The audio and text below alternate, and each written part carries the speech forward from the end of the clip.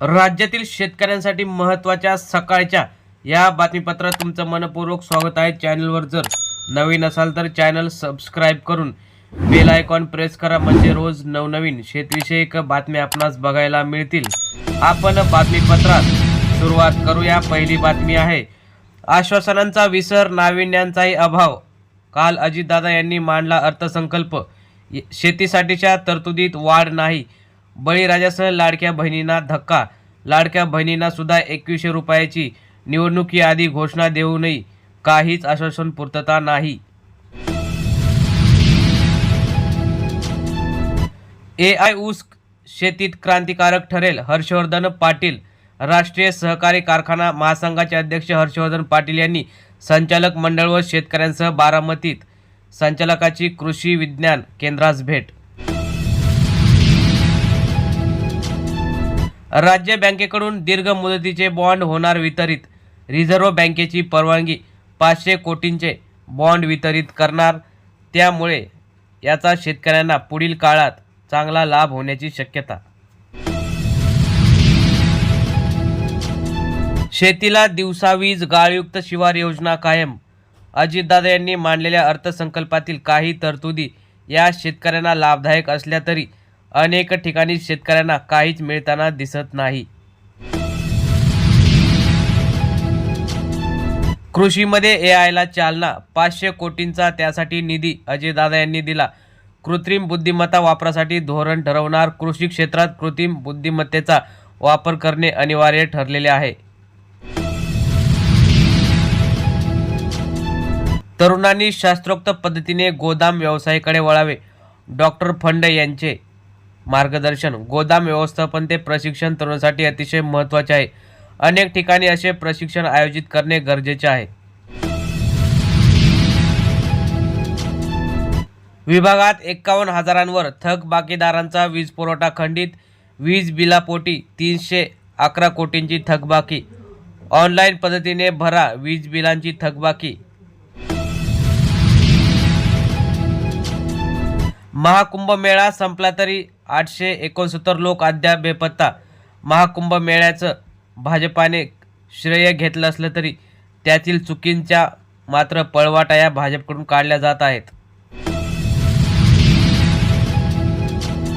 तूर उत्पादक शेतकरी संभ्रमात, आधारभूत किमतीने तूर खरेदी अद्याप नाहीच।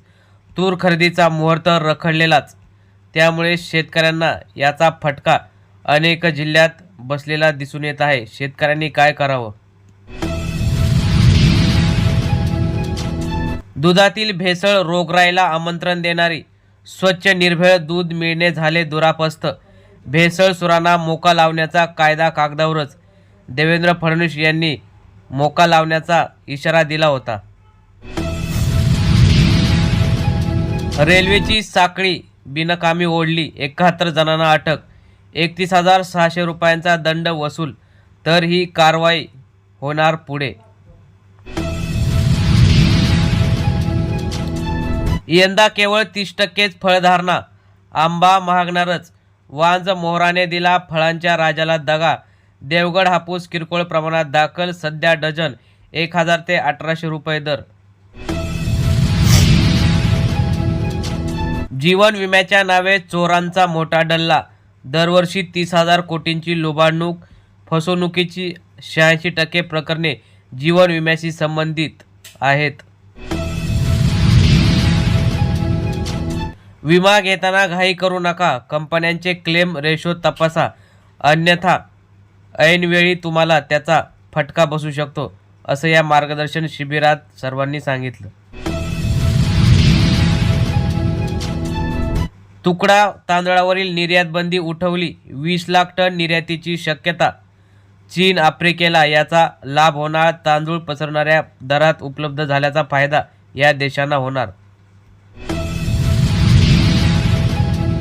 वानखेडे यांच्यानंतर अजित पवारांना सर्वाधिक वेळा अर्थसंकल्प सादर करण्याचा मान, 5 वर्षात सर्वांचेच रेकॉर्ड ब्रेक करण्याची पवार यांना संधी। सुशीलकुमार शिंदे यांना मिळाली होती 9 वेळा संधी। 40 लाख कोटींच्या गुंतवणुकीतून 50 लाख रोजगार निर्मितीचे सरकारचे उद्दिष्ट, राज्याचे नवीन औद्योगिक धोरण लवकरच जाहीर होणार. निर्यात वाढवण्याचे लक्ष्य, दावोसमधून मिळाला बूस्ट. 2100 रुपयांच्या प्रश्नावर अजितदादा पवार भडकले. विधानसभा निवडणुकीत 2100चं लाडक्या बहिणींना जे आश्वासन दिलं होतं, मात्र आता 4 ते 5 महिने होऊन सुद्धा 2100 रुपये अजून दिलेच नाहीत. दादांचा वादा, अर्थचा वांदा. लाडक्या बहिणींना 1500, 2100च्या घोषणेला मात्र खो. अर्थसंकल्पात 5 वर्षाचे विजन. थोर पुरुषांच्या स्मारकावर भर. कोट्यवधी रुपयांचा निधी दिला. तर शेतकरी बांधवांनो, ह्या होत्या आजच्या महत्त्वाच्या शेतीविषयी ताज्या झटपट अशा बातम्या. अशाच बातम्यांसाठी चॅनल सबस्क्राईब करून व्हिडिओ नक्की लाईक करा. धन्यवाद. जय हिंद, जय महाराष्ट्र, जय जवान, जय किसान.